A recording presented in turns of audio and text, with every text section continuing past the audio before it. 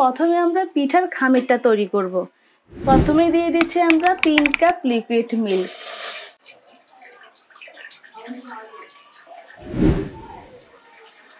আর সেই সাথে দিয়ে দিচ্ছি হাফ চা চামচ লবণ, আর যাচ্ছে হাফ চা চামচ এলাচের গুঁড়ো। এটা আমি এলাচের বীজটাকে বের করে তারপরে গুঁড়ো করে নিয়েছি। এখানে চাইলে আপনারা 5-6টা এলাচকে ফাটিয়েও দিতে পারেন, তবে গুঁড়োটা দিলে ফ্লেভারটা খুব ভালো আসে। এখন আমরা অপেক্ষা করব দুধের মধ্যে একটা বলক আসা পর্যন্ত। দুধের মধ্যে যখন এরকম বলক আসবে এই পর্যায়ে আমি দিয়ে দিব 2 কাপ ময়দা। আজকে একদম লোতে করে আমি একটা রুটির আটার মতো একটা খামির তৈরি করে নিব। খামিরটা একজাক্টলি রুটির আটার মতো করে তৈরি করতে হবে। আমি নেড়ে চেড়ে 2 মিনিটের মতো এটা নেড়ে চেড়ে নিয়েছি। এর মাঝে দেখতে পাচ্ছেন আমাদের একটা খুব সুন্দর একটা খামির তৈরি হয়ে গিয়েছে। এই পর্যায়ে এটা আমি নামিয়ে নিচ্ছি। খামিরটাকে এখন একটা প্লেটে নিয়ে নিচ্ছে, এতে আমাদের মথে নিতে সুবিধা হবে।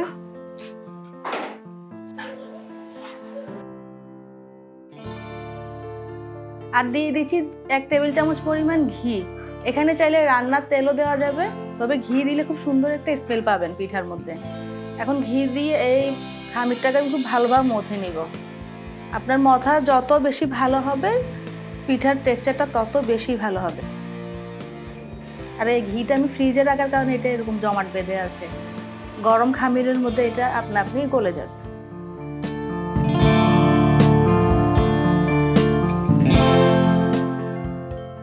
খুব ভালোভাবে এই খামিরটা তৈরি করে নিতে হবে। উল্টে পাল্টে এভাবে মুথে নেবেন।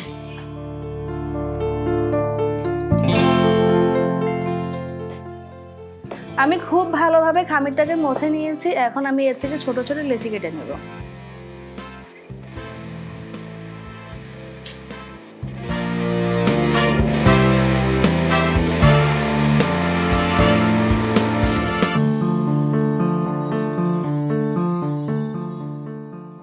এখন আমি একটা রুটি বানার পিঁড়ে নিয়ে নিয়েছি আর নিয়ে নিচ্ছে একটা লেচি। এখন আমরা এটা ভালোভাবে মুথে গোল করে নিব।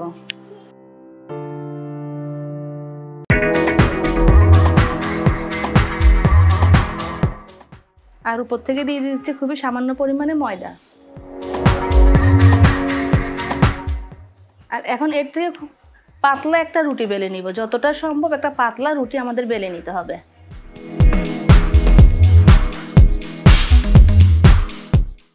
আপনি রুটিটা যত পাতলা করে বেলতে পারবেন আপনার পিঠার টেক্সচারটা তত বেশি ভালো আসবে। আমি যতটা সম্ভব একটা পাতলা রুটি বেলে নিয়েছি দেখুন। আর এখন আমি এর থেকে ছোট ছোট রুটি কেটে নিব। এরকম একটা গ্লাস নিয়ে নিয়েছি। আর আপনাদের কাছে যদি কুকি কাটার থাকে তাহলে আরও এই কাজটা অনেক বেশি সহজ হবে। এরকম ছোট ছোট করে আমি কেটে নিব। এতে করে গোলাপগুলো এক সাইজেরই হবে।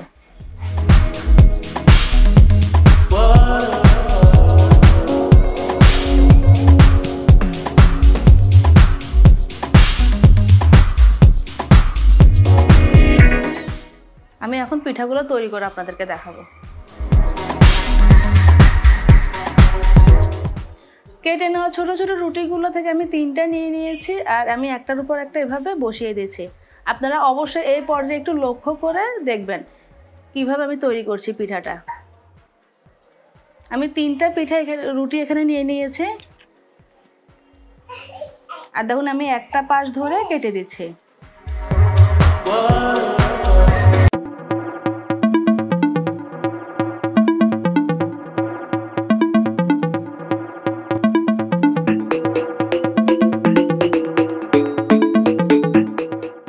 দেখুন আমি চারদিক থেকে কেটে নিয়েছি। এখন আমরা পাপড়িগুলো তৈরি করব।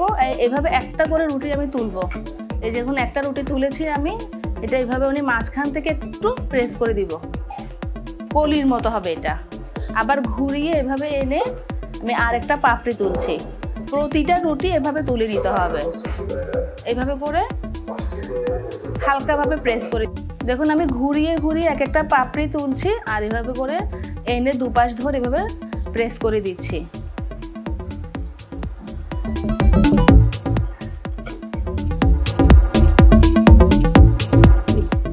আপনারা অবশ্যই একটু লক্ষ্য করে দেখবেন আমি কিভাবে করছি।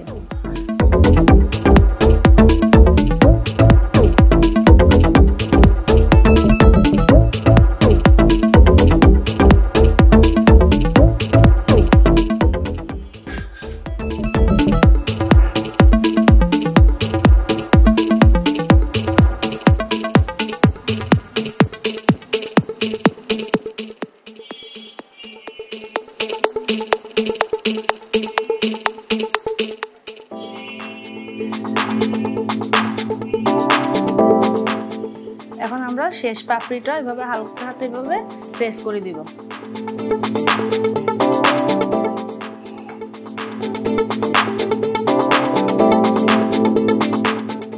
আপনি চাইলে এখানে 4টা পর্যন্ত রুটি দিয়ে পাপড়িটা তৈরি করে নিতে পারেন। আমি 3টে দিয়ে করেছি এখানে আপনারা চাইলে 4টা রুটিও নিতে পারেন। এতে করে পাপড়িগুলো আরো বেশি হবে, পিঠাটা আরেকটু বড় হবে। আর এইভাবে 4 পাশ ধরে এইভাবে একটু প্রেস করে দিব।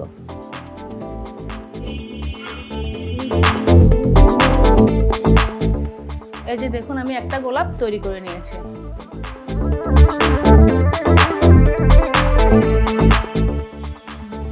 আমি আপনাদেরকে আরেকটা পিঠা তৈরি করে দেখাচ্ছি। আবারও নিয়ে নিলাম আমি 3টা রুটি, একটার উপর একটা সমানভাবে বসিয়ে নিতে হবে।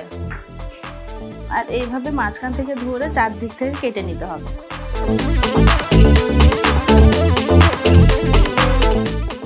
এখন আমরা পাপড়িগুলো তৈরি করব। এভাবে একটা পাপড়ি তুলে মাঝখান থেকে এভাবে প্রেস করে দিব।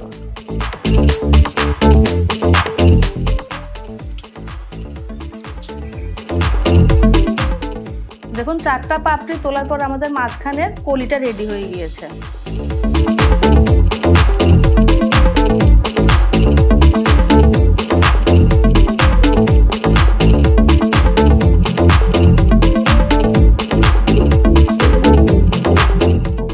আমি আপনাদেরকে আরেকটা পিঠা তৈরি করে দেখা দিলাম। আমি এইভাবে সবগুলো পিঠা তৈরি করে নিয়েছি। আমি সবগুলো পিঠাই বানিয়ে নিয়েছি দেখুন। আর প্রতিটি গোলাপ দেখুন দেখতে কতটা সুন্দর হয়েছে। আর এখানে আমার 2 কাপ ময়দায় টোটাল 24টা পিঠা হয়েছে। এখন চলুন আমরা পিঠাগুলো ভেজে নিব। তার আগে আমরা এর জন্য একটা চিনির শিরা তৈরি করব।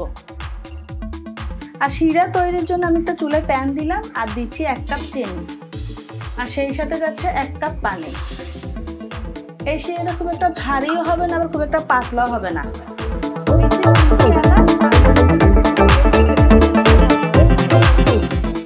আর এখন আমি জাল করব 2 থেকে 3টা বলক আসা পর্যন্ত।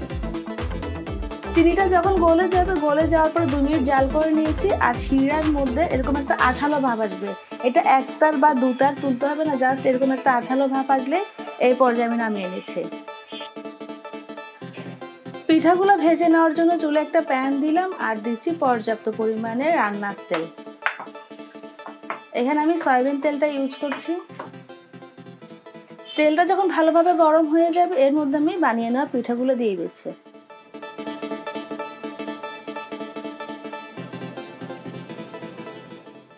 প্রথমে আমি 4টা পিঠা দিয়ে দিলাম। এখানে ওভারলোড করার দরকার নেই, যতটুকু প্যানে ধরে ততটুকুই দিয়ে দিলাম।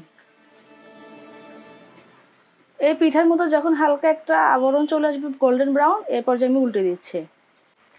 এইভাবে আমি উল্টে পাল্টে গোল্ডেন ব্রাউন করে ভেজে নেব।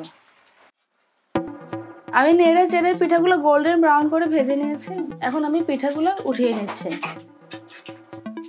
আর তেলটা ভালোভাবে ঝরিয়ে নিতে হবে। ভালোভাবে তেল ঝরিয়ে সাথে সাথে দিয়ে দিচ্ছি কুসুম গরম শিরার মধ্যে। আর এইভাবে একটু উল্টে পাল্টে শিরাটা ভালোভাবে যেন লাগে সেই পর্যায়ে দিতে হবে। এখানে শিরাটা সোপ হতে থাকুক, এর মাঝে আমি বাকি পিঠাগুলো এভাবে ভেজে নিচ্ছি। আমাদের এই পিঠাগুলো শিরা সোপ করে নিয়েছে। এটা আমি এখন উঠিয়ে নিচ্ছি একটা প্লেটে। এটা খুব একটা বেশিক্ষণ শিরার মধ্যে সোপ করতে হবে না।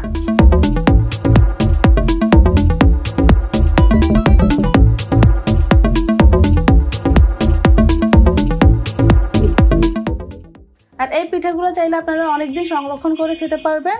আমি আপনাদেরকে ফ্রোজেন পদ্ধতিটা দেখিয়ে দিচ্ছি। আমি এখন এই পিঠাগুলো ভেজে নিব। আর এটা খুব অল্প পরিমাণে ভাজতে হবে। জাস্ট এটার বাইরের আবরণটা যখন একটু শক্ত হয়ে আসবে এই পর্যায়ে আমরা এটা নামিয়ে নিব।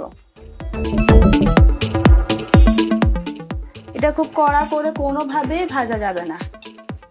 একটা পাশ যখন সামান্য শক্ত হয়ে যাবে এই পর্যায়ে আমি এটা উল্টে দিচ্ছি।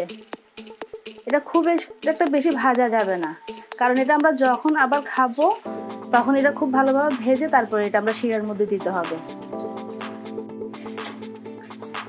আর এখন এই পর্যায়ে আমি পিঠাগুলো খুব ভালোভাবে তেল ঝরিয়ে উঠিয়ে নিচ্ছি। আমি পিঠাগুলো দেখুন খুব হালকাভাবে ভেজে নিয়েছি।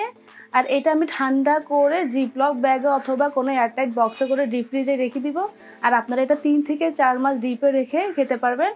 জাস্ট নামিয়ে ভালোভাবে ভেজে চিনি শিরার মধ্যে দিয়ে দিলে হবে।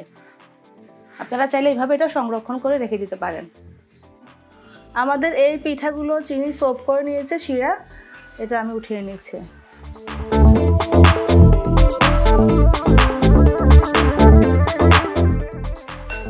আর উপর থেকে দিয়ে দিচ্ছি সামান্য পরিমাণে শিরা, আর দিচ্ছি উপর থেকে সামান্য পরিমাণে বাদাম কুচি। এটা পুরোই অপশনাল, জাস্ট একটু দেখা সুন্দর জন্য দিচ্ছি। এরই মাঝে তৈরি হয়ে গেল আমাদের ভীষণ মজার গোলাপ পিঠা। দেখতেই পাচ্ছেন পিঠাগুলো দেখতে কতটা সুন্দর হয়েছে, আর খেতেও খুবই মজার। আমরা এখানে যেহেতু এলাচ গুঁড়ো ইউজ করেছি, এতে খুব সুন্দর একটা ফ্লেভার আসে এলাচের। আশা করছি আজকের ভিডিও আপনাদের কাছে অনেক বেশি ভালো লাগবে। আর ভালো লাগলে অবশ্যই আমাদের কমেন্ট করে জানাবেন। আপনাদের কমেন্টগুলো পড়তে আমার কাছে অনেক বেশি ভালো লাগে। তো আজ এখানেই বিদায় নিচ্ছি। সবাই ভালো থাকবেন, সুস্থ থাকবেন, আর কাস্টমাইজ রেসিপির সাথেই থাকবেন। আল্লাহ হাফেজ।